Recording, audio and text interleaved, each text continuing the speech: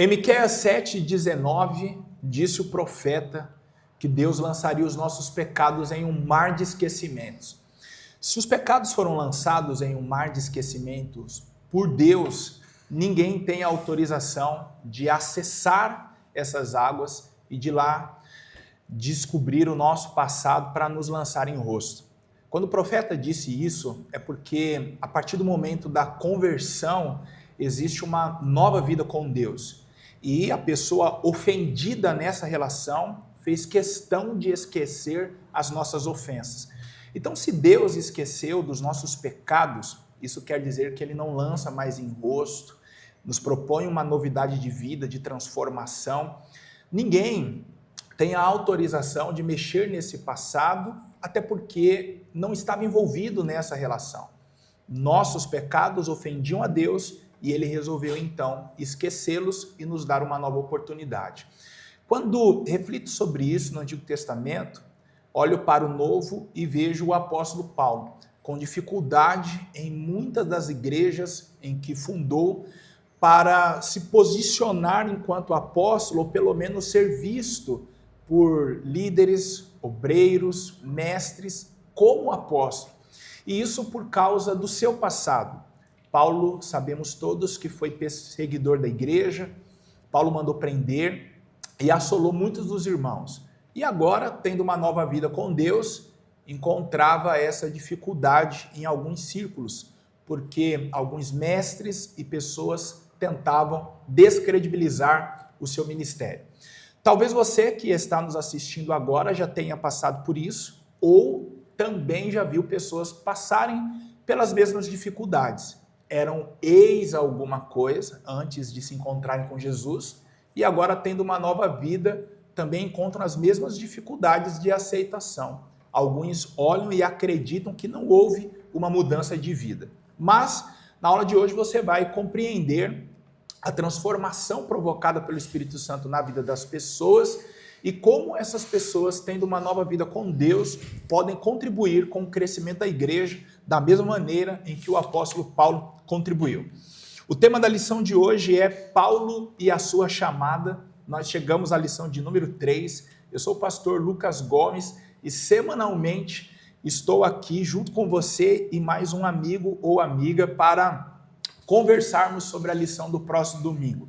Eu tenho certeza que, assim como as duas anteriores, que foi uma bênção na sua igreja, essa daqui também será, porque você terá muitos exemplos a dar de pessoas que tiveram as suas vidas transformadas e encontraram dificuldades para serem aceitas. Bom, como você já deve ter se acostumado, toda semana eu trago um amigo aqui e hoje não é diferente. Mas antes eu quero te lembrar que este programa é um oferecimento do Instituto Queires, é um instituto de especialização livre em teologia. A proposta é oferecer cursos que dê a você uma oportunidade de conhecer mais as Escrituras. Já que estamos falando sobre as cartas do apóstolo Paulo, existe no Instituto Queires um curso voltado às cartas do apóstolo Paulo. São 6 meses onde estudam o mundo político, teológico, social, cultural, para depois, então, interpretar as cartas do apóstolo Paulo. Tenho certeza que você não viu jamais nada igual. Pastor Lucas, quero entrar em contato com o Instituto Queires. É muito fácil. Na descrição do vídeo você vai encontrar o link. É só clicar, um atendente irá falar com você e mais, de qualquer lugar do Brasil você pode estudar. Não esquece de se inscrever no canal, deixar o seu like, isso é muito importante, e os comentários aqui estão abertos para você. Se quiser fazer perguntas, se quiser estender o comentário sobre algo que for dito aqui, por favor, fique à vontade. Tem um aviãozinho aí na sua tela, clica, envia para um jovem, para uma pessoa não crente, mas principalmente para aquele que não participa da escola dominical, para que ele perceba o que está perdendo e no próximo domingo esteja na sua igreja assistindo às suas aulas. Senhoras e senhores, peguem caneta e papel, porque hoje nós vamos anotar bastante. Eu prometi que até o final do trimestre nós teremos enchido um caderno de 10 matérias, ou seja, o conteúdo aqui é pesado. Como eu falei do convidado, por favor, aperte os cintos, porque o homem que está aqui hoje é grande demais. Coitado. Primeiro, deixa eu falar uma coisa para vocês, e ele não sabia disso. A primeira vez que eu entrei em contato com ele, para você que não sabe, eu sou coordenador da UMADEB, setor 56, no bairro de Perus, do Ministério do Belém. E ele, até então, estava em Jarinu, e eu procurando no WhatsApp, no grupo que a gente tem dos coordenadores, alguém que eu pudesse me aproximar, fazer um contato para convidar no nosso setor e tal. E aí quem é fulano? Ah, fulano é obreiro e tal, não sei o quê. Me falaram só que era presbítero. Aí eu pensei comigo, bom, ele é filho de pastor setorial. Presbítero. Então, deve ser assim... Um nojo. Um pombo. Aí pega aí o WhatsApp e manda mensagem bem assim: paz do Senhor, presbítero fulano de tal. Aqui é o evangelista ciclano, coordenador da UMADEB, cheio de formalidade, com medo de falar com o filho do pastor setorial. Aí ele me manda assim: paz, irmão, tudo bem? Ó, vamos deixar esse negócio de formalidade para lá. Fala logo o que você tem para dizer. Fala logo o que você quer, tá bom? Eu não gosto dessas coisas, não. Eu falei, nossa, comecei muito mal. Então, se você o conhece, sabe que não existem muitas formalidades para tratar com ele. E ele é uma pessoa muito bacana porque aquilo que ele pensa, ele fala. E acredito que é justamente por isso que as Até pessoas... demais, às vezes. Até demais. Eu acredito que por isso que as pessoas gostam dele e o cercam, porque... Amém. Estive em Jarinu, no setor onde ele era coordenador, agora ele está em Francisco Morato, uma mocidade a qual eu quero mandar um abraço, sempre que pode nos chama lá e a gente tem também uma boa relação, e percebi que as pessoas que ali estão, mesmo Amém. Pelo pouco tempo da sua administração, gostam muito dele. Me lembra, por favor, o nome da sua esposa, que eu esqueci? Naftali Martins. Repete. Naftali Martins. Naftali. Os filhos? Tiago Caleb. E a Elisinha, que acabou de dizer. E a Elisinha. Então, assim, essa é a família. Certamente você já sabe de quem eu estou falando. Então, eu quero apresentar a vocês o seu sobrenome? Levi Garcia. Levi Garcia, senhoras e senhores. Cara, é meu amigo mesmo. 4 anos de amizade, não lembrava o meu sobrenome. É porque, assim, viu? Eu estou num momento um pouco delicado. Você me impressiona. A sua presença aqui... Falso. Ó, outra coisa, você já me acompanha faz tempo, fizemos aqui um podcast no primeiro trimestre, foram 13 lições, e para ninguém eu fiz isso aqui. Bolo? Certo? Ah, mas você já me soprou que foi a Camila que mandou você fazer. Não, mas aqui Minha amiga Camila, estamos juntos. Então, só para vocês verem como que essa presença aqui é pesada. E detalhe no copo de Francisco Morato aqui. Sim, ó, só para vocês verem como que eu também sou fã de Morato, esse presente... Eu ganhei lá, não pense que ele deu exclusivo para mim, foi para um monte de gente. Mas como eu estava lá, eu também ganhei. Mas é isso aí, Levi, faça suas considerações iniciais para a gente dar início ao conteúdo. Tamo junto, meu amigo. Eu falo sempre para ele que eu sou pouquíssimamente formal, acho que devia ser um pouco mais, mas eu sou pouquíssimamente formal. Eu falo que o ministério a gente tem muito pastor, evangelista e a gente tem poucos amigos. Foi essa a nossa primeira conversa, não sei se você lembra disso. E aquilo foi uma profecia, porque se concretizou e hoje nós temos com 4 anos de amizade. Uma amizade muito sólida, e quando conheci a Camila e o seu bebê também, eu acho que essa amizade ficou ainda mais sólida, né? mais alicerçada, e eu sou feliz por ter você como amigo, por ter esse convite maravilhoso, de poder estar fazendo parte dessa sua trajetória, e ele falou que a gente sempre quando pode chama, mas ninguém dá ministério a quem não tem, não pode, você não pode fazer isso porque aquele púlpito não é nosso. A gente só dá ministério realmente a quem tem. Então, que Deus continue abençoando seu ministério, sua jornada.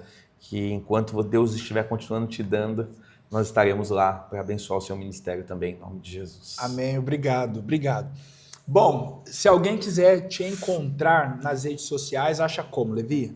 Eu sou só do Instagram e eu sou um pouco antigão. Eu só posto as coisas da igreja e meus filhos. Você vai ver meus filhos lá, é brincadeira que você vai ver minhas crianças lá. Mas é @Levi Garcia terceiro, tudo junto, com Y, o Levi é Y. Levi Garcia terceiro é nome de família. Se tiver curiosidade, manda no direct que eu explico de onde vem, mas a história é longa. Muito bem.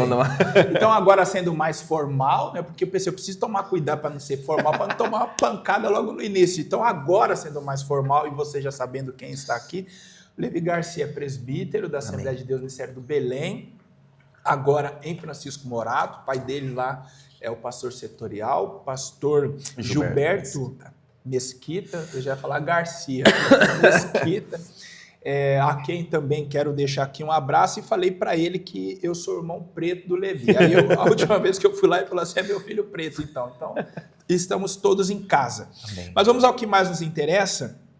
Como eu disse, a lição de hoje é a número 3 e tem por título Paulo e a sua chamada. E aí eu sempre oriento o pessoal a focar no resumo da lição, porque dá um norte legal. E a proposta aqui, então, Paulo conta um pouco da sua história para defender seu ministério e mostrar que a mensagem que pregava não era estranha aos apóstolos de Jerusalém. O texto bíblico está em Gálatas, capítulo 1, verso 11 a 24, onde Paulo fala um pouquinho sobre ele. Eu não vou ler o texto, mas eu espero que você faça isso aí, tá? Se quiser dar uma pausa, ler, para você ficar mais inteirado do assunto, aqui a gente já vai partir direto para os tópicos. Então, o primeiro tópico, o Evangelho de Paulo. Depois, o segundo tópico, relembrando o passado. Terceiro tópico, diferença de uma vida transformada. Então, vamos lá, meu amigo. Sobre o Evangelho de Paulo, aí esse tópico se divide em Paulo faz sua defesa, ele não pregou o Evangelho dos apóstolos de Jerusalém, o Evangelho que Paulo pregava havia sido aprovado pelos apóstolos em Jerusalém. O que você tem para compartilhar para a gente aí desse primeiro tópico? É importante a gente entender que por que Paulo precisou fazer a sua defesa. Sim. Por quem Paulo foi, né? Nós sabemos que Paulo era um perseguidor, um grande perseguidor da igreja, e o Senhor o converte, né, no caminho, como todos sabem, quando ele cai, comendo, tá? fica à vontade. Quando ele cai, que ele cai cego, né, que ele vai lá para a rua direita, então pelo seu passado ele necessita de fazer uma defesa. Mas é importante a gente entender por que ele teve que fazer essa defesa, né? Paulo, quando ele escreve aos Gálatas, ele já tinha um ministério praticamente consolidado, ele já tinha marcas de coisas que ele já tinha feito durante a trajetória do seu ministério. Mas ele precisa fazer a sua defesa porque ele pregava um evangelho diferente do que o evangelho dos apóstolos pregavam. Paulo era um missionário, né? Nós temos grandes missionários no nosso ministério, e quando você vai conversar com os missionários, eles sempre falam da estratégia da missão, né? Que a missão ela requer estratégia. Não adianta você chegar em um país diferente sem uma estratégia, né? Então Paulo, como ele tinha estratégias, ele começou a ter colocado o seu ministério em xeque por causa das estratégias que ele precisava usar nas localidades que ele usava, né? Mas Paulo, ele vem fazer a defesa do seu ministério, primeiro, por quem ele tinha sido anteriormente, né? Pelo Saulo de Tarso, né? Como ele era conhecido anteriormente, não foi mudado o seu nome, mas por causa das localidades onde ele estava. E ele, depois também pela forma como ele pregava, não somente o que ele pregava, mas pela forma como ele pregava. Você tem, por exemplo, o exemplo de Paulo em Corintos, né? Quando Paulo chega em Corintos, que ele pega o altar do Deus em Atenas, quando ele pega o altar do Deus desconhecido em Atenas, e ele começa a partir daquele altar a apresentar o Senhor Jesus. E aí aquilo foi um absurdo para alguns, porque como é que ele vai usar um altar de um Deus desconhecido? Mas ele usa daquela artimanha para apresentar o evangelho. E quando o inimigo usa essas estratégias de desmerecer o ministério de Paulo, ele está usando por quê? Porque era importante desmerecer o profeta para desvalorizar a mensagem. Sim. Se eu desvalorizo o profeta, eu desvalorizo a mensagem. Então, quem é que está pregando? Ah, é Saulo, é aquele perseguidor, é aquele que prega de uma forma diferente. Então, Paulo, ele vem defendendo o seu ministério, a sua trajetória, para defender também as suas palavras, para defender também a sua pregação. As cartas de Paulo, elas corriam nas igrejas, né? Então, Paulo, quando ele faz a defesa do seu ministério, e ele volta a repetir isso também, em 2 Coríntios, defendendo o seu ministério, ele faz para a defesa daquilo que ele estava falando também. Porque os inimigos de Paulo, os perseguidores de Paulo, queriam desvalorizar não só ele, mas o que ele falava, o que ele dizia. E se desvaloriza o que ele dizia, por exemplo, nós não estaríamos aqui. Sim. Somos todos filhos de Paulo. Estamos todos pautados do que Paulo pregou. Eu não sou judeu. Você não é judeu. Sim, somos todos gentios. Sim. Então, somos todos pautados do que Paulo pregou. Quando você pega, por exemplo, a carta de Romanos, né, Gálatas, ele se pauta muito na defesa do seu próprio ministério, mas a carta de Romanos é um resumo da fé cristã. Ele pega desde o pecado, como o pecado entrou no mundo, como ele saiu, quem é Jesus, o que Jesus simboliza, o que Jesus representa, o que é graça. Então ele pega faz tudo um resumo. Então tudo que nós somos, tudo que sabemos, tudo que entendemos está pautado em Paulo. Então, por exemplo, essa questão que você falou sobre as cartas paulinas, né, sobre esse estudo que você está dando aqui, que é excelente. Eu brinco sempre que cristão, se ele não conseguir ler a Bíblia inteira, que ele leia pelo menos as cartas paulinas. E aí o Hernando Dias Lopes diz assim, se você não conseguir ler a Bíblia inteira, leia pelo menos Romanos. Ele fala. Então eu acho que se a gente se pautar nisso, se a gente entender todo esse contexto, o contexto social, cultural, da época em que as cartas foram escritas, para onde elas foram escritas, com que intuito elas foram escritas, muitas perguntas podem ser respondidas. Tem muitas heresias na igreja por não entender os contextos das cartas de Paulo, né? Muitas, o véu no cabelo, entre outras, por não entender os contextos das cartas de Paulo. Né? Então Paulo ele vem para defender o seu ministério, para que as suas palavras não fossem distorcidas, para o que ele dizia não fosse distorcido. Por isso que ele faz a defesa. Primeira coisa, ele começa defendendo. Fala, olha, eu sou apóstolo. Eu também sou apóstolo. Né? E o que eles diziam? Para ser apóstolo, tinha que conhecer Jesus. Mas ele conhece a Jesus. Quando ele cai no chão, que uns vão dizer que é do cavalo, outros não, né? Se ele tivesse caído do cavalo... O fato que ele foi pro chão. Ele foi pro chão. Possivelmente ele teria quebrado uma perna se ele tivesse caído do cavalo. Mas quando ele cai, ele fala assim, Paulo, Paulo, eu sou Jesus. Saulo, Saulo, eu sou Jesus a quem tu persegues. Né? Então ele se apresenta pessoalmente, personificado a Jesus. Né? Então Paulo conhece a Jesus, ele traz as mesmas marcas dos outros apóstolos. Né? Então eles se baseavam no quê? Ele não andou com Jesus. Mas Tiago, por exemplo, esse Tiago descrito aqui não é um dos apóstolos. Esse é o Tiago justo, o Tiago, irmão do Senhor, como ele mesmo descreve. Né? Então se nós formos nesse critério, Tiago também não era apóstolo. Né? Então ele veio para defender o seu próprio ministério e ele cita os outros discípulos para tentar defender o seu ministério, falando que a sua palavra estava pautada no que os outros discípulos acreditavam também. Perfeito. Já tivemos uma aula aqui, não é? Você comentou algumas coisas, eu queria pontuar. A primeira foi, Paulo ele não teve um nome mudado.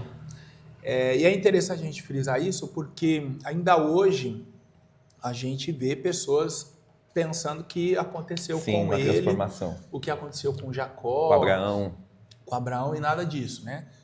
Ele tinha, na verdade, uma dupla cidadania. Pesquisando sobre o período do Paulo, eu descobri que era comum até ter 3 nomes. Um nome de batismo, dado pela família, um nome que ele era conhecido na comunidade, e outro, isso entre os romanos, né? Sim. E o outro ali na vida pública. Então era comum as pessoas terem até 3. Sim. Paulo tinha 2, então um de nascimento, o próprio Paulo, e Saulo, o seu nome que ele era conhecido no mundo... na cultura romana mesmo. Na cultura romana, né? Isso. Então, a verdade é que ele só é chamado agora a partir do nome em que ele era, de fato, conhecido, né? Até por uma abdicação dos prazeres da carne, né? Ele entende que ele precisava voltar a ser quem de fato ele era, né? Ele precisa abdicar. Isso também por ele também começar a viver mais entre os judeus, né? Por ele ter essa dupla cidadania, ele vivia mais entre os romanos. Quando ele é convertido, principalmente o tempo que ele passa entre os apóstolos, ele começa a conviver mais entre os judeus. Então ele adota o nome Paulo, né? E não o nome Saulo, que era o nome que ele era chamado entre os romanos. Muito bem.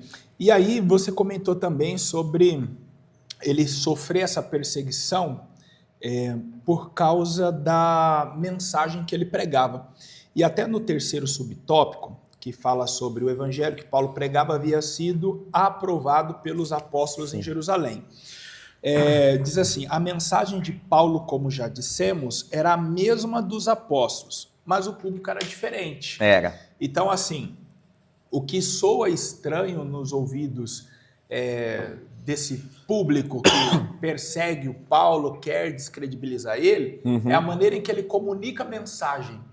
E aí, os apóstolos que andaram com Jesus tinham um foco nos judeus e Paulo tinha um foco nos gentios. Então, o público é diferente. Sim. E aí você pontuou muito bem aí, Atos 17, como que Paulo comunicou o evangelho aos atenienses. Aí a gente vê, quando Paulo pregava a outros públicos, no caso judeus, ele falava de Abraão, falava da aliança, falava do Moisés... Mas agora, em que ele está falando a gentios, Não interessa a eles quem é Moisés, quem é Abraão, não ia fazer sentido uma mensagem como essa. Agora Paulo vai pegar elementos do cotidiano deles, aí ele pega a questão do altar. Sim.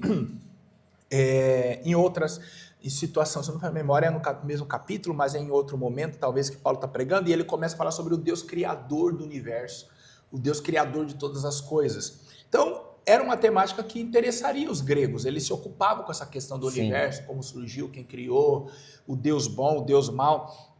Então, quando ele começa a falar do Deus criador, desperta a atenção deles. Então, Paulo nos mostra que existem diversas maneiras de comunicar o evangelho. Você quer falar um pouco sobre isso? As múltiplas formas de você comunicar ele, o por evangelho? exemplo, quando ele vai falar aos Efésios, que ele fala do soldado, né? Ele fala da armadura. Você vai ver que ele vai falando que a respeito da armadura, e ele vai descrevendo a armadura do quê? Do soldado romano, que era o que eles tinham mais acesso. Sim. Então, por várias vezes, ele vai fazer essas figuras de linguagem referindo-se a o que aquelas pessoas viviam ao dia a dia, até por uma questão de bagagem cultural. Uhum. É uma coisa que é muito... Paulo, quando você falou sobre o tópico 3, ele fala que ele tinha a sua mensagem aprovada pelos 12, né? Porque Paulo, pelos 12 não, pelos apóstolos, ele se consultava com os apóstolos. Quando ele vai falar sobre a circuncisão dos gentios, ele vai se consultar com os apóstolos, eles se circuncidam ou não, ele vai perguntar para eles. Ele nunca prega uma mensagem que vem 100% da cabeça dele. Tudo ele vai passar pelos apóstolos, a crivo dos apóstolos. Vou pregar sobre isso, vou pregar. Então ele fala, olha, quando ele chega aqui no final, em Gálatas 1, no 24, que ele vai dizer assim, que os irmãos da Judéia muito não conheciam o seu rosto, mas glorificavam a Deus por ele, pela sua mensagem. Né? Então, quando ele vai fazer a sua própria defesa dos irmãos da Judéia, quem são os irmãos da Judéia? São os apóstolos que ele está descrevendo. Muitos nem conheciam o seu rosto, mas glorificavam a Deus pelo que Deus tinha feito na vida dele. Né? Então, ele passa tudo pelo crivo dos apóstolos, até mesmo a circuncisão ou não, que ele entra em debate, lá em Atos 21, se eu não me engano, ele vai entrar em debate se circuncida ou não o gentil, mas ele, quando no final Tiago se levanta e diz assim, olha, é muito pesado a eles, então não circuncida os gentios. Então, ele sai dali com a palavra de Tiago. Se Tiago tivesse dito ali que circuncidava, possivelmente Sim. ele teria pregado sobre a circuncisão. Então ele sai dali claramente falando, olha, Tiago já disse, não precisa circuncidar. Então ele era alguém que ele era obediente à voz dos apóstolos. Uhum. Ele passa lá 10 anos aos pés dos apóstolos, até quando ele é tirado. Você paga para mim a Barnabé e a Saulo para a obra que eu os tenho chamado. Quando ele é enviado pelos apóstolos, que ele vai.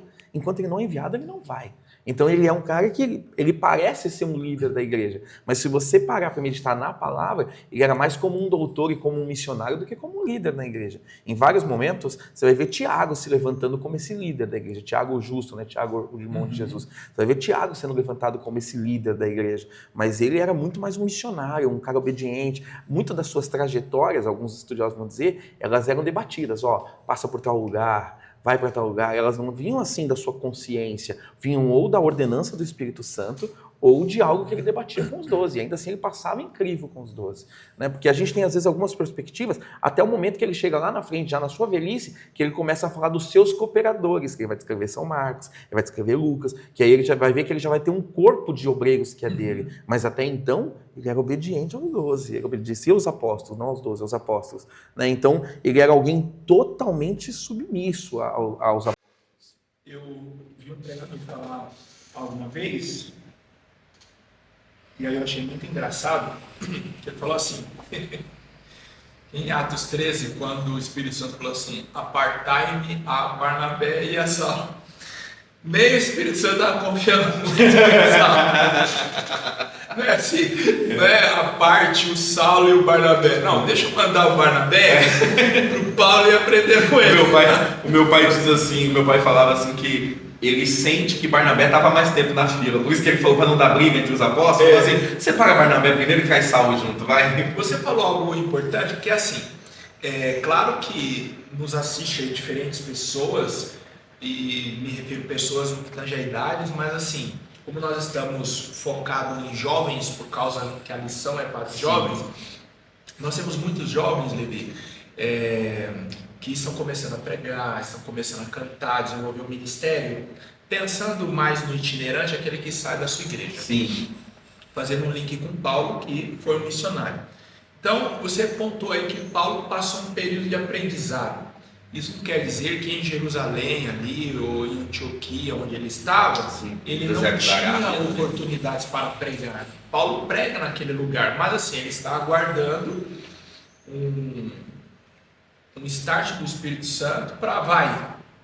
E também não sabemos se Paulo tinha isso em mente, se ele iria. Mas ele está ali cooperando com os apóstolos, a igreja, até o momento que o Espírito Santo fala: o seu ministério aqui acabou, agora a gente vai expandir, você vai além.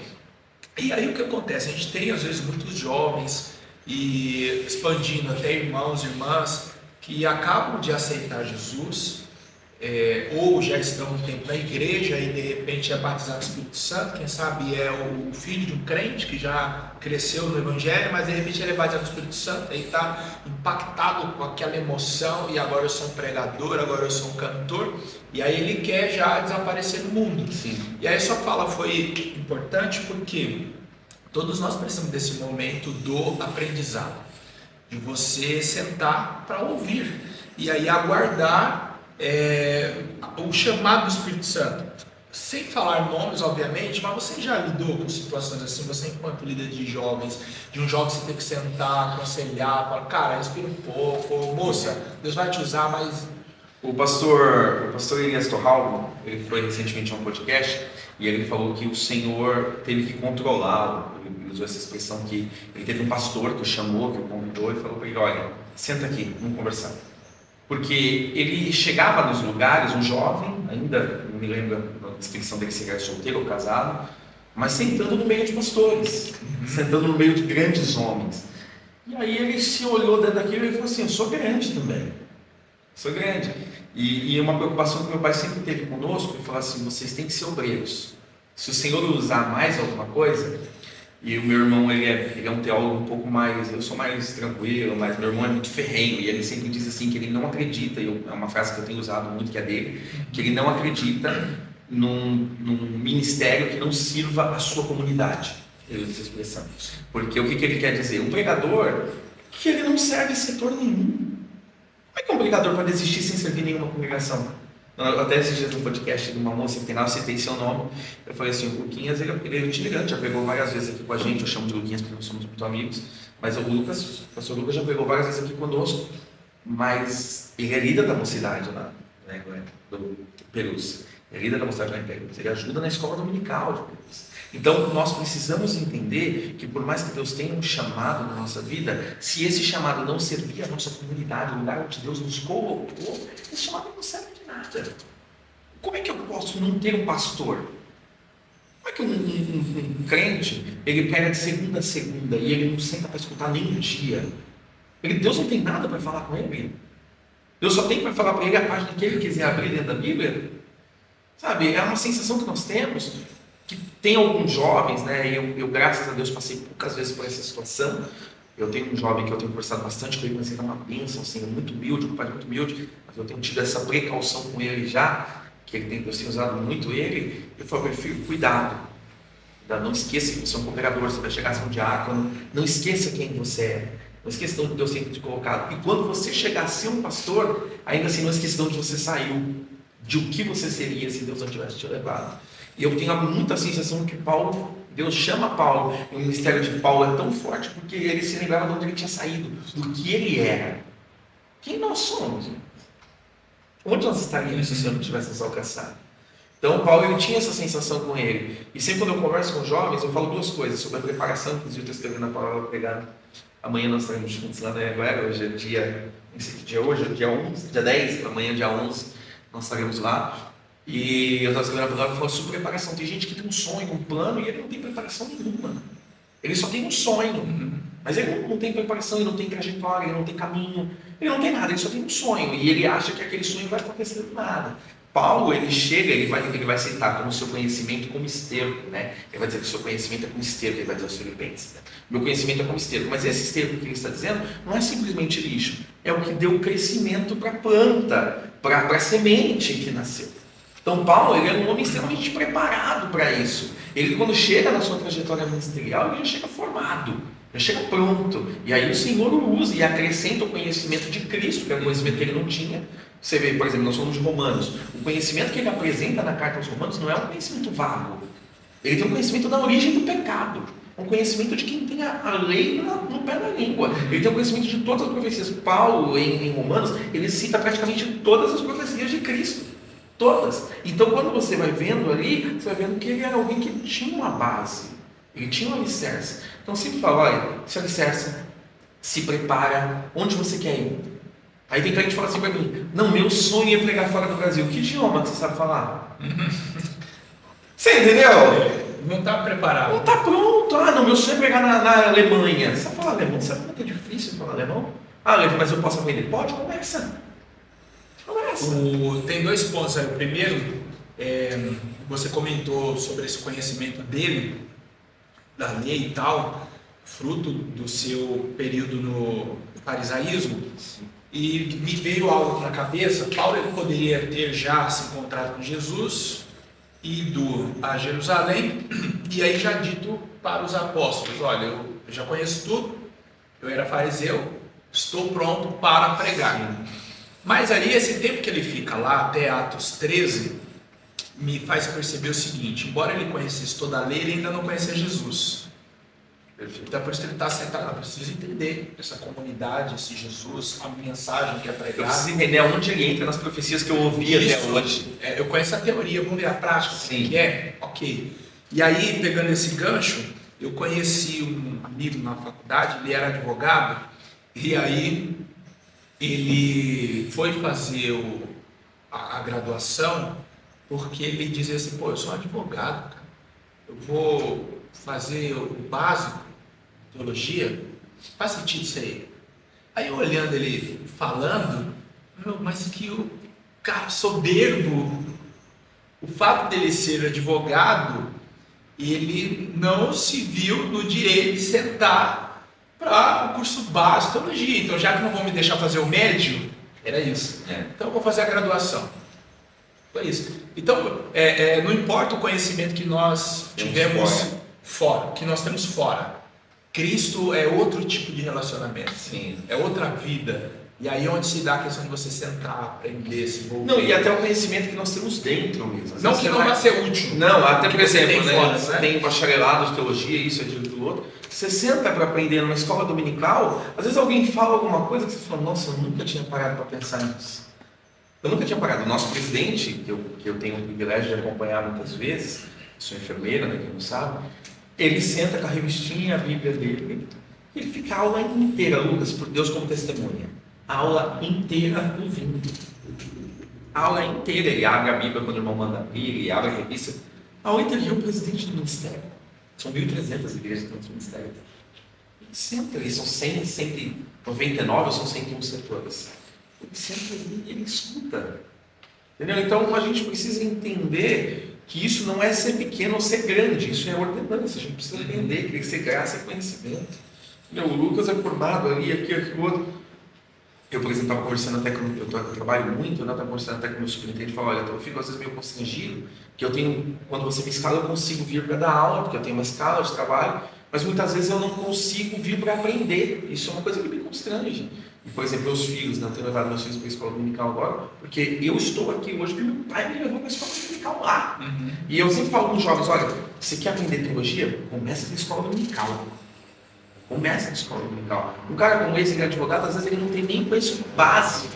Ele não passou nenhum ciclo de escola dominical. A gente sabe que na escola dominical depois ela começa a se repetir de novo. Mas ele não passou nenhum ciclo básico de escola dominical. Então, como é que ele pode chegar e sentar numa sala de teologia? Ele vai ficar com um conhecimento completamente defasado. Completamente defasado. Ele vai ver a teologia como se ela fosse algo técnico. E ela é algo técnico, ela tem conhecimento técnico, mas ela é muito mais sobre espiritualidade do que sobre conhecimento técnico. Muito mais. Verdade, muito bom. Pegando um gancho no que você comentou sobre EBD e teologia, eu sempre vi dentro da igreja 3 áreas de conhecimentos que devem ser muito exploradas. Nós temos o culto de ensino, a escola dominical e o ensino teológico. Os 3 trabalham com a palavra, mas existem propostas diferentes e níveis de relação com esse conhecimento também diferentes. O culto de ensino ele é importantíssimo porque você está ouvindo o seu pastor, ele tem uma palavra para você, ele orou pedindo a Deus a direção, o que levar para a igreja, ele está tratando a igreja. E como esses cultos são durante a semana, isso não é uma realidade de todos os lugares, mas eu acredito que a maioria você não tem a oportunidade de ir na nave da igreja levantar a mão. Sim. Falou, pastor, tem uma pergunta aqui, eu não concordei com isso aí. Pastor, o que você acha disso? Não dá. Então, às vezes é 40 minutos, 50, nos lugares com investimento de tempo maior, 1 hora, Sim. mas ainda assim é uma palavra expositiva. Que o pastor ele tem uma necessidade, ele precisa passar o recado. Ok. Escola dominical tem uma relação diferente porque permite o tete a tete, o contato com quem está ensinando. Você pergunta, você troca ideia, você põe seu posicionamento, você se sente mais à vontade, você está em meio a pessoas que você sabe que ou tem muito conhecimento igual a você, ou tem pouco conhecimento igual a você. Enfim, é um lugar de aprendizado mesmo. Você não vai ser censurado se você colocar uma palavra errada, se você explicar de um jeito que não é teológico e tal. Então, é o ambiente da formação. E, para mim, é a única escola que atende todos os níveis de idade no mesmo horário e com o mesmo conteúdo. Porque você vê, a gente fala sobre o Paulo aqui, estamos falando a jovens e também a teólogos e professores, e a gente usa termos, mas que se fôssemos falar com crianças, o mesmo assunto seria de uma forma diferente, mas o assunto não muda, ainda é o Paulo, ainda é as dificuldades na igreja aos Gálatas. Então a escola dominical tem essa versatilidade. E o ensino teológico é para aquele que já teve a base, e agora ele vai discutir sobre o assunto, ele vai refletir sobre as questões. Então, assim, não dá para eu ser um teólogo e não frequentar EBD, ou frequentar EBD e criticar quem faz teologia, ou não estar no culto de ensino. Então, o cristão que quer ter raízes, não ser ignorante como os mestres da galáxia, ele precisa estar envolvido com tudo que diz respeito à palavra. Sim. Não é isso? Sim, com certeza. Bom, quer falar alguma coisa ainda ou a gente pode passar? Podemos ir para o 2. Então, vamos lá. O segundo tópico nos fala assim, relembrando o passado. Mas antes de entrar nele, por favor, clica aí no joinha, deixa o seu like, comenta, fala o que você está achando da aula, se teve algum ponto aqui que você não sabia, foi interessante para você, ou ainda se você acha que algo deveria ter sido comentado aqui, não foi, coloca aí, por favor, porque eu não sei você, Levi, quer dizer, você falou que não é muito das redes sociais, mas assim, eu quando vejo alguma coisa na internet, eu vou nos comentários.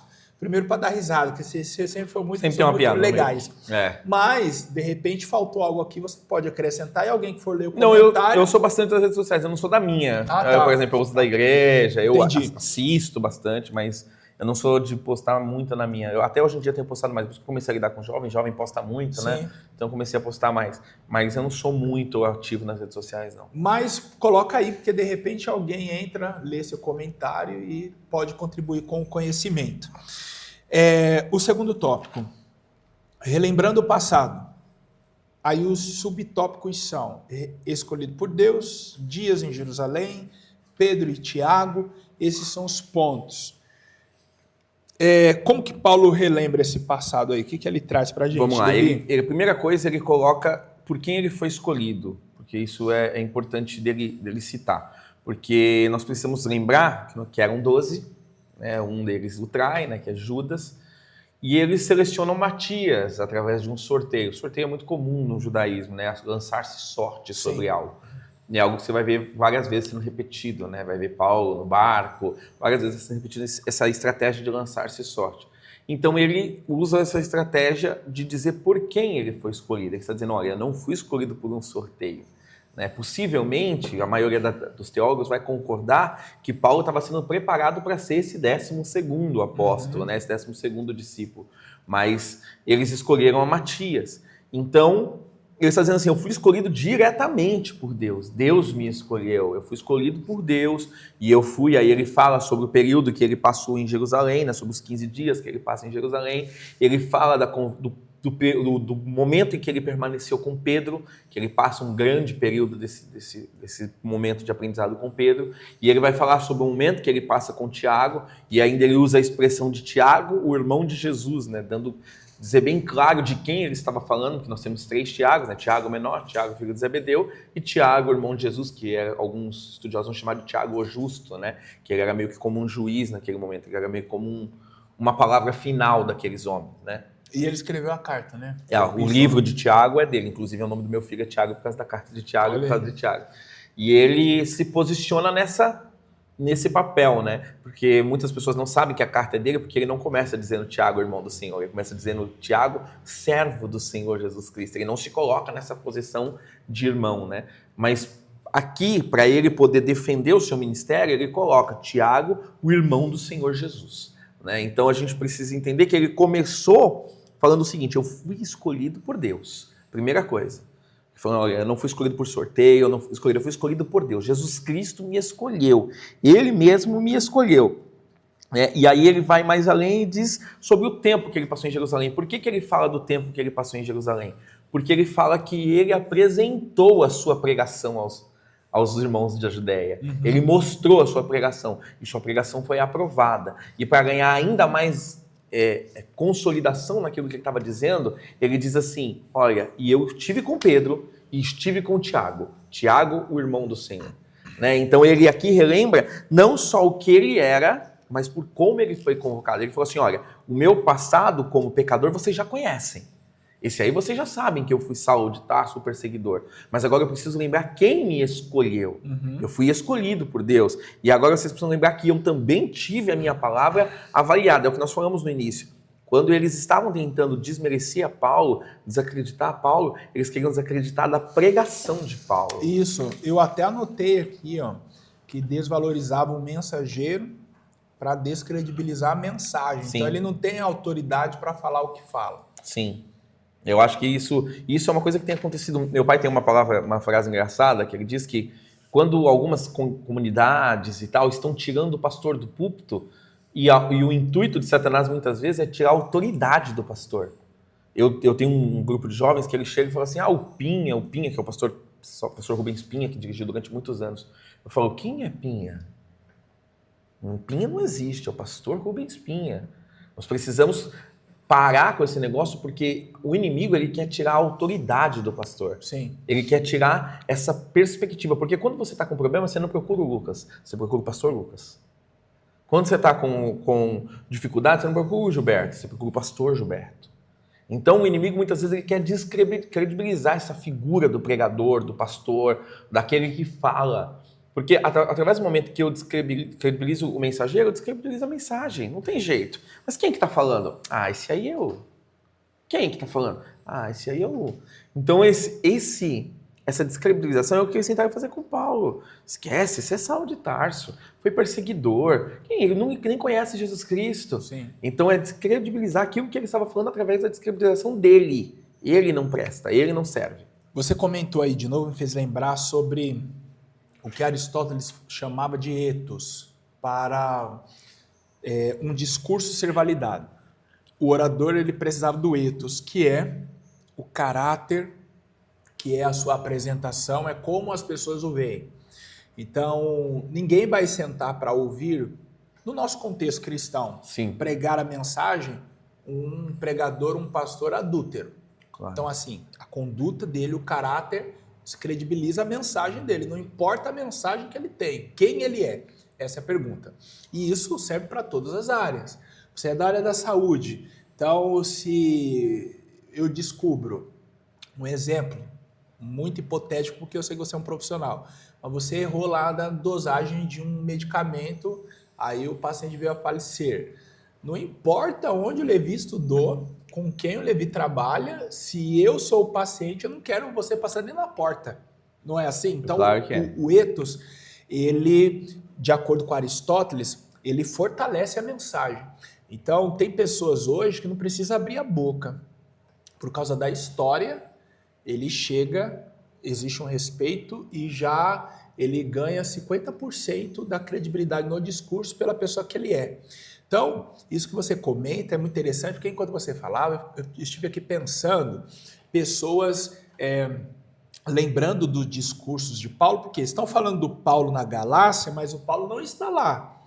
Então, assim, eu fico imaginando, por que falavam do Paulo lá? Então, certamente na igreja tem alguém relembrando dos ensinos do apóstolo Paulo, Sim. porque ele passou por lá 2 vezes. Ele foi na primeira viagem, para quem quiser localizar na Bíblia aí, Atos 14, Paulo está na região da Galácia, e depois, quando começa ali, finalzinho do capítulo 15, início do 16 de Atos, Paulo está de novo nessa região, que ele volta lá para levar, muito provavelmente, a decisão de Tiago, que você comentou, lá de Atos 15, né? O que fazer com gente circuncida, não circuncida?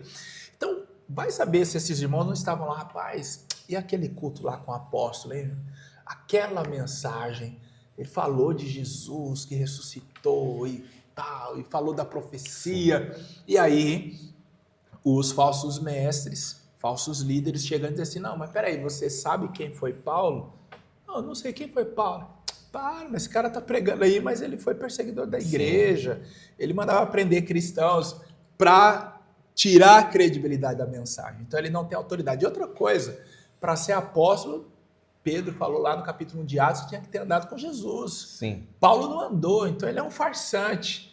Então, olha que coisa, o apóstolo não está, estão manchando a imagem dele, e aí ele tem que escrever para resolver um problema doutrinário desses irmãos que estavam abandonando o verdadeiro evangelho e também para se defender. Sim. E aí o comentarista traz um negócio interessante aqui, dizendo assim que Paulo, nas suas cartas, deixa eu ver aqui, ó,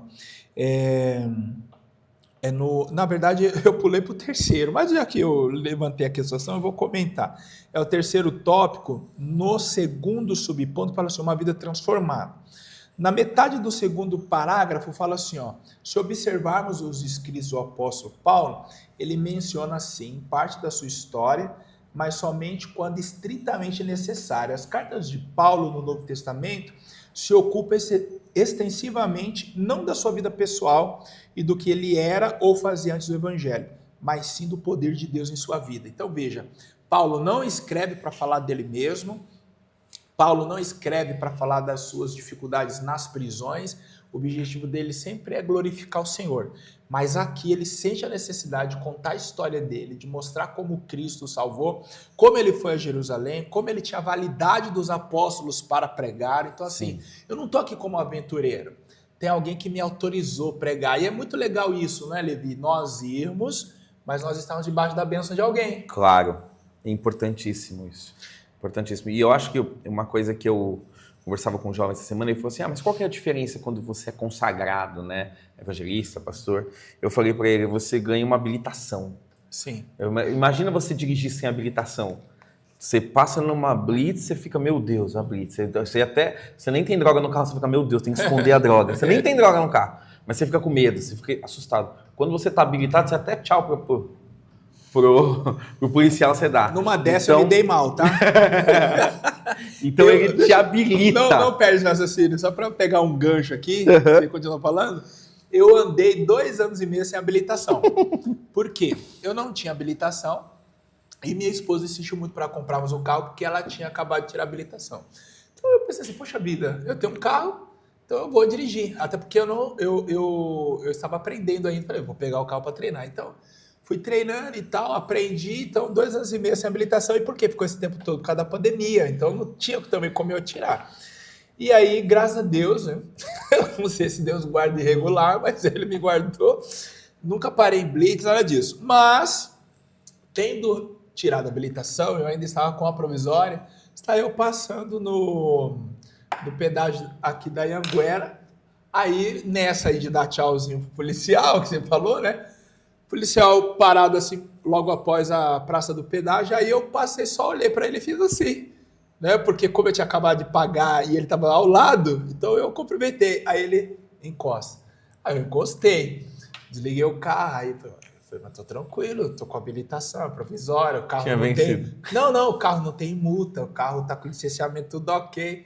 E ele rodando o carro, você acredita que com o farol desligado, ele olhou e falou assim, essa lâmpada aqui é xenon, né? Carro desligado. Aí eu falei assim, é de fábrica? Aí eu falei, não. tomei uma multa. Ai, Jesus. Mas não fui eu que fiz a alteração, comprei o carro Sim. assim. Mas eu quis fazer um gancho aqui, porque realmente, quando nós estamos habilitados em todos os contextos, você fica tranquilo, certo? Então, assim, fui parado e tal, mas fiquei tranquilo. Agora, imagina, se eu fosse parado sem estar com a minha habilitação. Sim. Nossa, eu já ia ficar, eu ia ter um negócio ali do lado dele e sem droga no carro.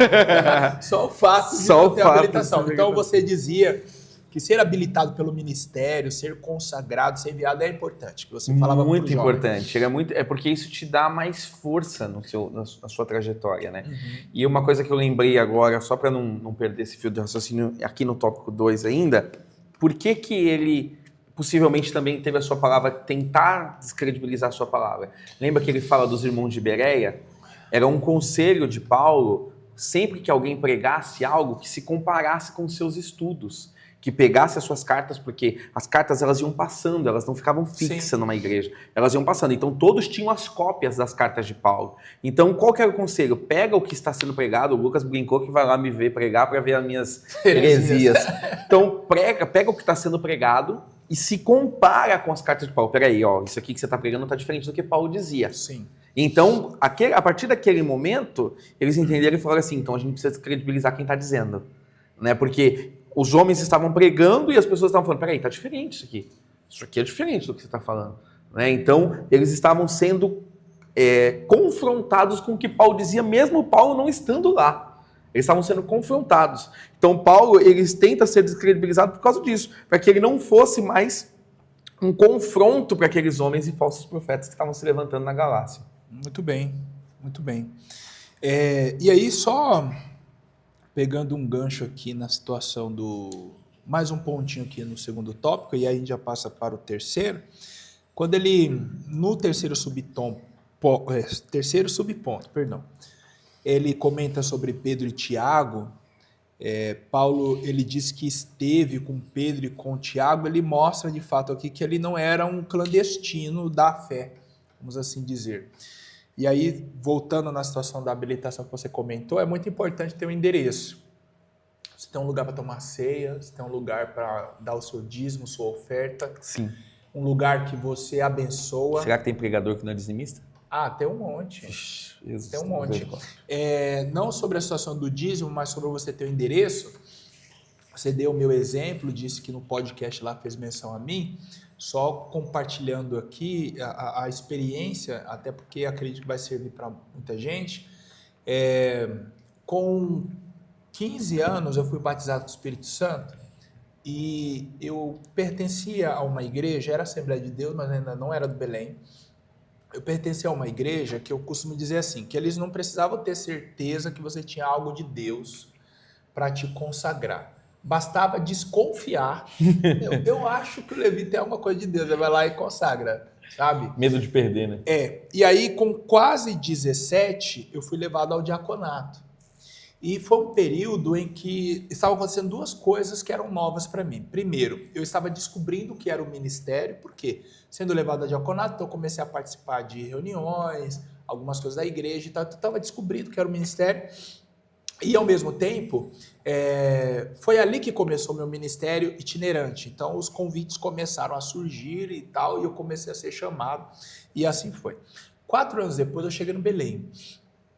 E eu saí da igreja onde eu estava porque eu tive um problema com o pastor. Eu sempre fui uma pessoa, desde a minha conversão, muito presente dentro da igreja. Mas o que aconteceu? Mudamos de pastor e esse não me conhecia. Então, eu pedia para sair um domingo esse mês, no outro mês um domingo. Então aquilo começou a incomodar ele. E a visão que ele tinha de mim é que eu era um obreiro que não era presente. Mas na verdade eu já liderava a mocidade naquele tempo, eu tocava na igreja, mas ele me desrespeitou num dos tratamentos que ele teve comigo. Ele gritou comigo na frente de todo mundo, foi um negócio assim, muito feio. Então, depois ele me pediu perdão, mas eu entendi que ali não era mais o meu lugar. Quando eu saí de lá, eu cheguei no Belém, eu tinha 20 anos. Então eu me lembro como hoje, a conversa que eu tive com o pastor da congregação.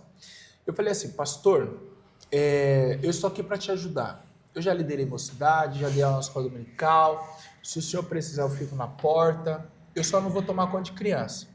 Mas no demais, o que o senhor precisar, eu estou aqui. Não, meu filho, aqui vai ter trabalho, é isso e tal. Aí eu peguei e falei assim para ele, eu só preciso de uma coisa do senhor. Aí ele, o que é? Aí eu falei assim, que o senhor me permita pregar.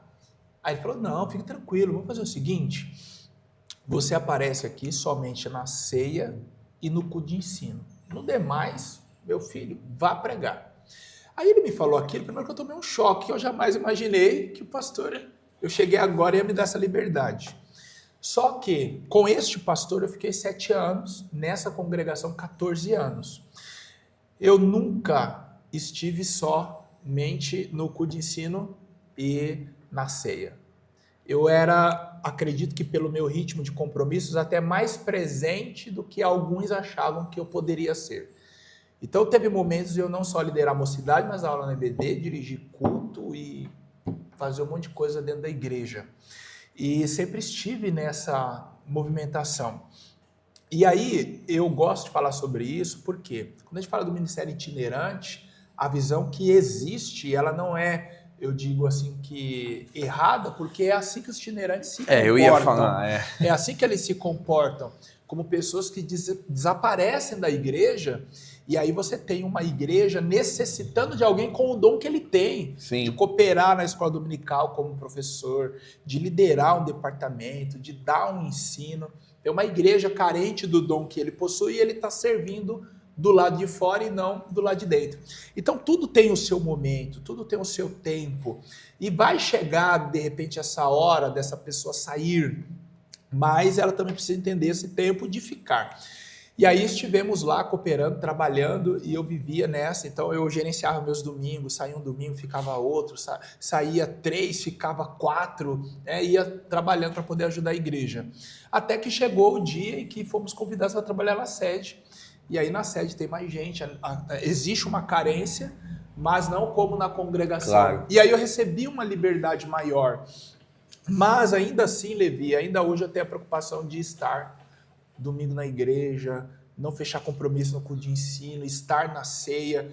Por quê? Porque tudo isso nos traz credibilidade. Claro. Então você vê, Paulo ele teve que falar sobre isso, e é o que vai ser dito aqui no terceiro tópico, Sim. a diferença de uma vida transformada. Paulo desconhecendo a Judéia.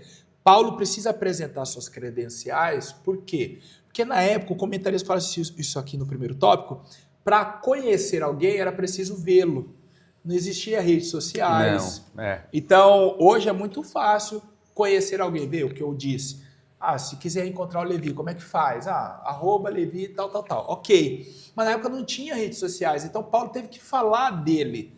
Olha, peraí, deixa eu contar para vocês. Eu, de fato, fui perseguidor do cristianismo, mas eu me encontrei com Jesus, fui batizado, fui para Jerusalém, me encontrei com Tiago. Então, olha um monte de coisa que ele falou, que certamente para muita gente na Galácia trouxe credibilidade. Não, peraí. Claro. Peraí, o que me disseram não foi isso. Me falaram que o Paulo foi perseguidor, apareceu aí como um apóstolo. Pô, mas ele está falando que ele esteve com Pedro, a gente conhece Pedro. Ele esteve com Tiago, irmão de Jesus. Não, então peraí, se ele esteve com Tiago, irmão de Jesus, Sim. Tiago falou muita coisa de Jesus para ele. Claro. Não é? Então, essas coisas trazem credibilidade. E aí eu vejo ainda hoje, mesmo depois de já quase 20 anos no Belém, importante eu estar na minha igreja local, porque quando alguém fica sabendo que na quarta-feira eu não posso atender convite porque eu estou no culto de ensino, eu não estou perdendo uma oportunidade de pregação. Eu estou ganhando uma oportunidade de pregação. Quando alguém me liga e fala assim, vem pregar. Poxa, cara, é minha ceia nesse sábado. Sim. Pô, mas não dá para fazer um jeitinho? Minha fala sempre é assim, Levi, rapaz, não dá. Por quê? Meu pastor já me libera. Então, a gente tem esse acordo. Um irmão que eu chamei recentemente, ele falou, rapaz, um setor enorme. Sim. Um setor enorme. Um setor 14, posso até falar, o Jardim Ângela. E ele falou, rapaz, é o aniversário do meu pastor setorial. Ó que nobre isso, não é? Não, e você fala assim, possivelmente se ele saísse, o pastor nem ia perceber a falta dele. Setor enorme, vai ter um monte de representantes setoriais naquele dia. O pastor Marco Almeida é um pastor super conhecido no nosso ministério, então ia ter um monte de representantes lá naquele lugar. Mas ele disse assim, rapaz, é o aniversário do meu pastor setorial, esse dia eu não posso ir. Então isso é muito nobre. Isso é muito nobre. Mas qual que é o primeiro movimento que você percebe nesses pregadores itinerantes? Eu convidei um pregador, né? Que eu não me arrependo, o pregador pregou muito bem, mas depois eu conversando com ele, achei meio estranho. Ele disse para mim assim: eu fui congregar no Belém, porque fica mais fácil de eu atender minha agenda. O Belém é fácil. Ninguém te vê. Você senta ali atrás, você já sentou ali atrás em vários eventos que a gente foi na mocidade juntos ali, ninguém tá te vendo ali. Então, se você tá ali ou não tá... Ah, tá, ele foi pra sede. Foi pro Belém, tá. pra sede, nossa mãe, igreja mãe, que a gente tanto ama. Ele foi pra sede, por quê? Pra ficar escondido. Pra mim é a única justificativa, entendeu? Pra mim é a única justificativa. Eu penso, isso aí é uma opinião minha, que o Belém devia regularizar isso. Você é itinerante? Vem cá. Ó, tal culto, eu preciso da sua presença.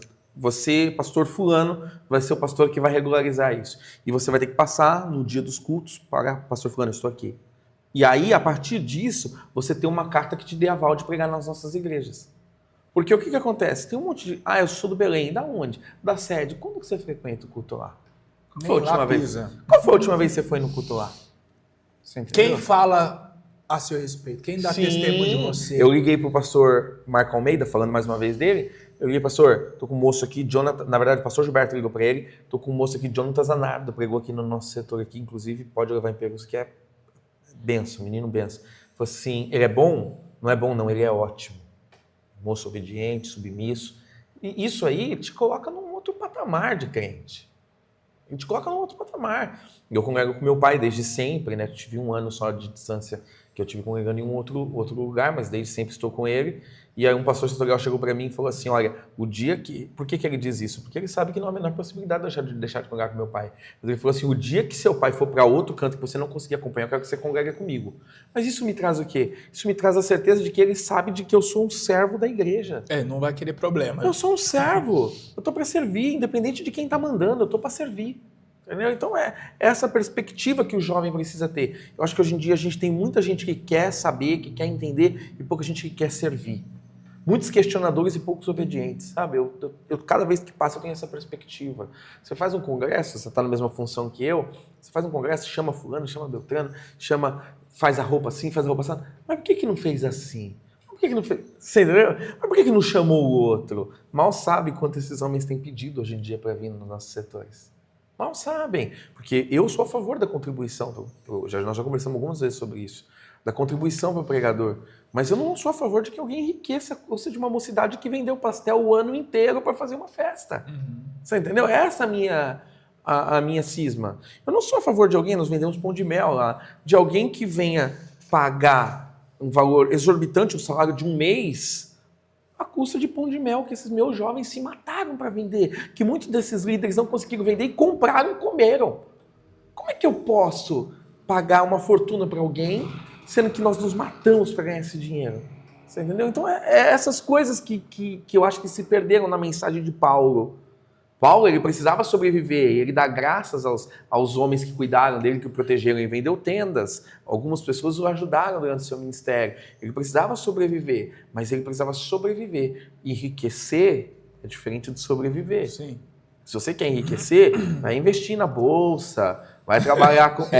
Tesouro direto. Vai fazer com outra coisa, tesouro direto, vai comprar e vender carro velho. Agora você falar para mim que enriquecer a custa da mensagem, você não vai enriquecer. Tem gente que fala do nosso presidente, que o nosso presidente tem uma condição financeira. Quando você vai ler o livro dele, a história dele, quando ele entra para o ministério, ele já tinha uma condição financeira diferenciada.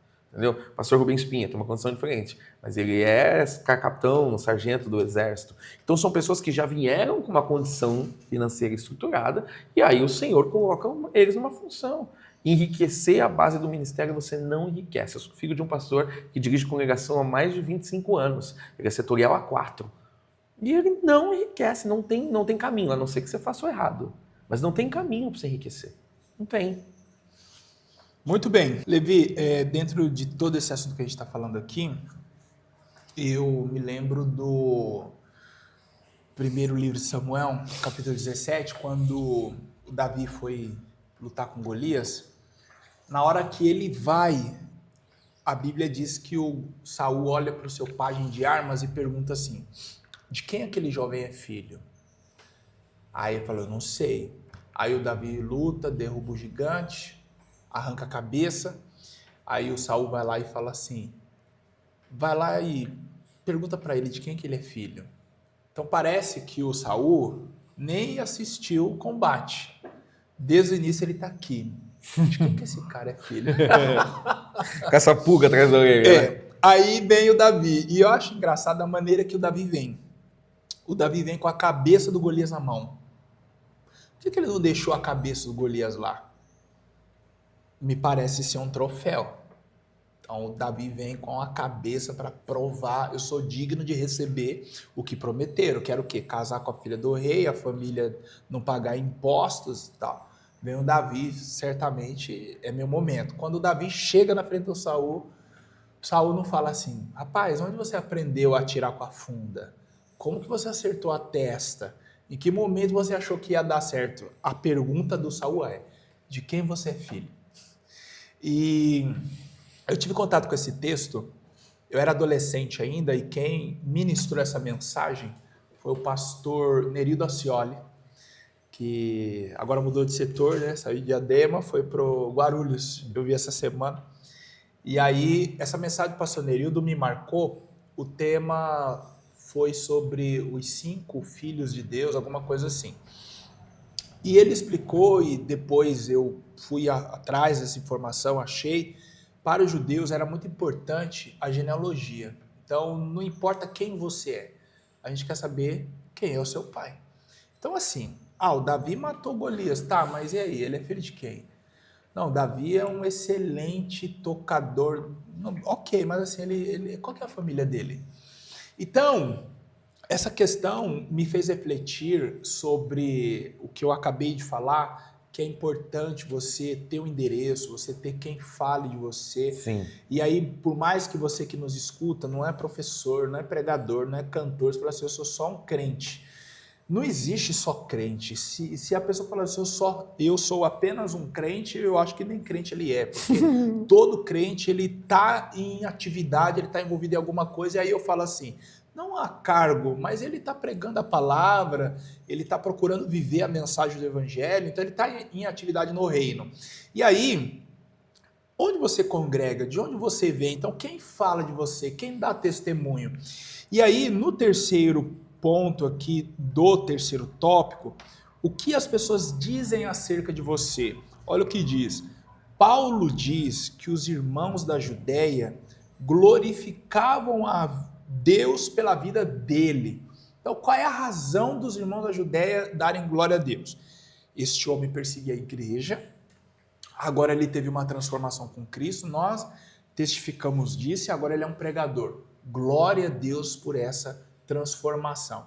Então, Paulo faz esse apelo para dizer assim, olha, vocês na Galácia estão com dificuldades aí acerca da minha identidade, das minhas credenciais, mas lá em Jerusalém, onde tudo começou, na Judéia, as pessoas não só sabem de onde eu vim, elas conhecem o meu atual estado e elas estão dando glória a Deus por causa dessa transformação. Então, por que eu falei tudo isso? Eu quero saber de você, Levi.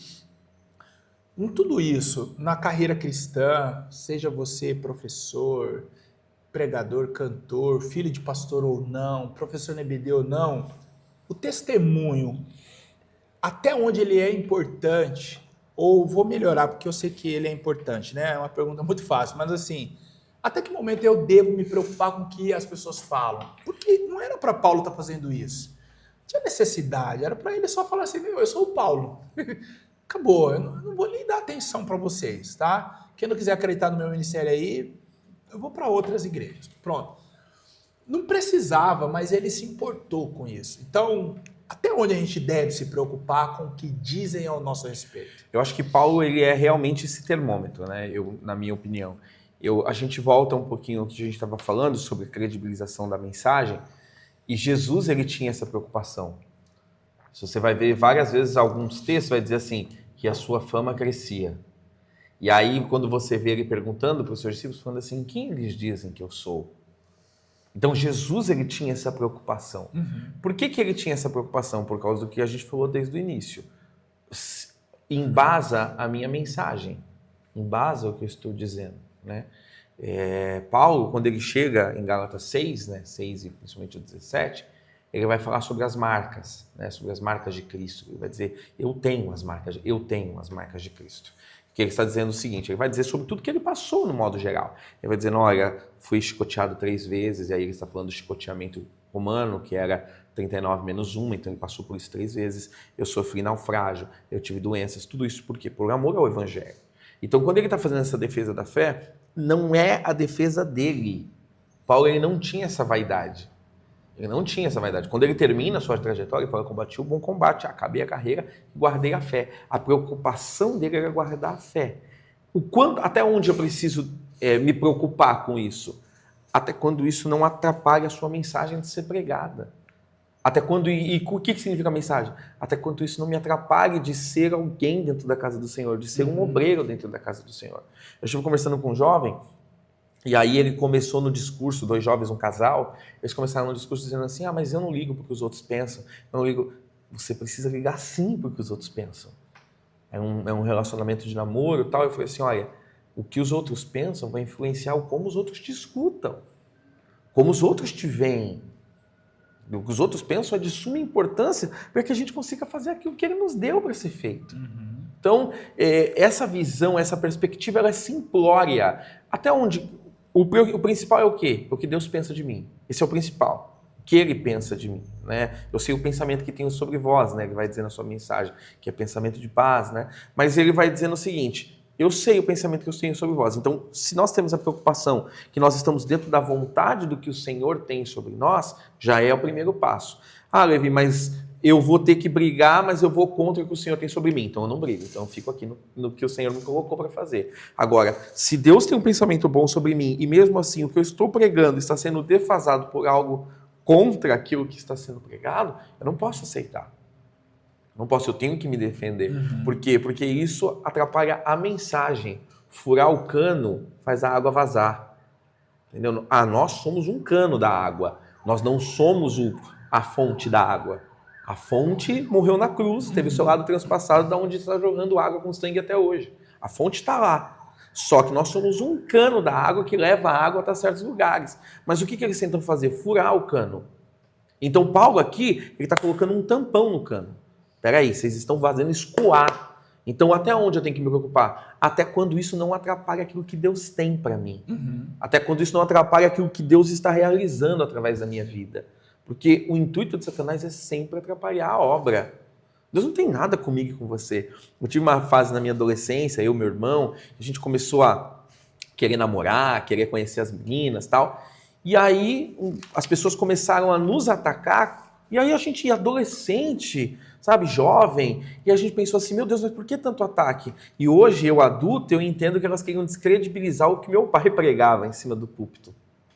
Entendeu? Então hoje, por isso que eu sempre converso muito com filhos de pastor, né, a respeito do quanto que nós influenciávamos o que o pai pregava. Né? E a irmã Wanda Freire, saudosa irmã Wanda Freire, ela dizia assim, faça, mas não toque no ministério do pai de vocês. Então, o que eles querem? Descredibilizar a mensagem, descredibilizar a palavra. Então, até onde isso me é pertinente ou não? Até quando eu posso continuar pregando isso, não atrapalhar a minha palavra, o que eu estou pregando. O Lucas é chato. Tudo bem, eu sou chato. O Lucas é... Agora dizer, o Lucas é herege. Peraí, me mostra a heresia que eu estou pregando. Me prova dentro da palavra. Porque se eles te chamarem de herege, quase tudo que você pregar se torna heresia. Sim. Entendeu? Então, assim, a gente entre nós brincando, a gente dá risada, tal, a gente brinca muito com o Giba, o pastor Uri zoa muito o Giba, que ele é herege, tal, a gente dá risada, mas isso é entre nós, amigos. A partir do momento que isso se torna uma verdade, essa verdade precisa ser desfeita. Ela precisa ser desfeita. Por quê? Porque isso desvaloriza. Ele vai sempre desvalorizar a mensagem. Então, Paulo, quando ele defende o que as pessoas pensavam acerca dele, o que as pessoas pensavam acerca do seu ministério, é primeiro uma questão de justiça. Ele era alguém que tinha as marcas, ele traz isso em Gálatas 6. Eu tenho as marcas, eu tenho, pode olhar. Então, o que ele quer dizer? Se você olhar as costas dele, tem todas as marcas da chibatada. Então, eu tenho as marcas, como os outros têm. Primeira coisa é isso. Segunda coisa, eu sofri isso, sofri aquilo, padeci, aprendi a passar necessidade, porém posso todas as coisas naquele que me fortalece. Então ele está dizendo o seguinte, olha, nós precisamos entender que o que é importante? Aquele que me fortalece. A mensagem precisa continuar sendo pregada.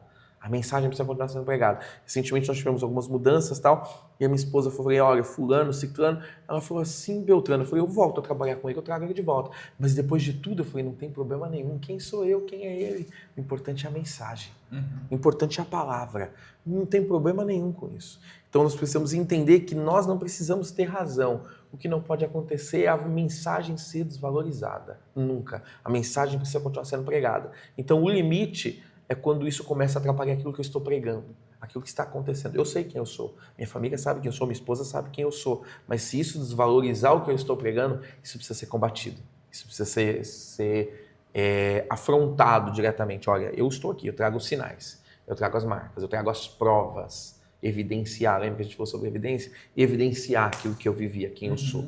Né? Então eu acho que esse é o limite para você conseguir defender-se ou não. Muito bom. Olha, eu anotei aqui, então eu resumiria a sua fala assim, ó. Preciso me posicionar mesmo estando certo, que aí assim, se eu estou certo, então eu não vou perder meu tempo. Sim. Mas eu preciso me posicionar mesmo estando certo, porque não é sobre mim, mas é sobre a mensagem que eu prego. É isso aí. Então, eu estou certo, um exemplo, né? Estão levantando calúnias ou mentiras, então assim, não, eu estou tranquilo que as pessoas me conhecem, eu não vou falar sobre isso. Sim. Mas eu devo falar porque em algum momento isso vai bloquear a minha mensagem.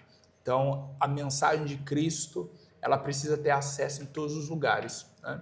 É muito interessante isso, gostei.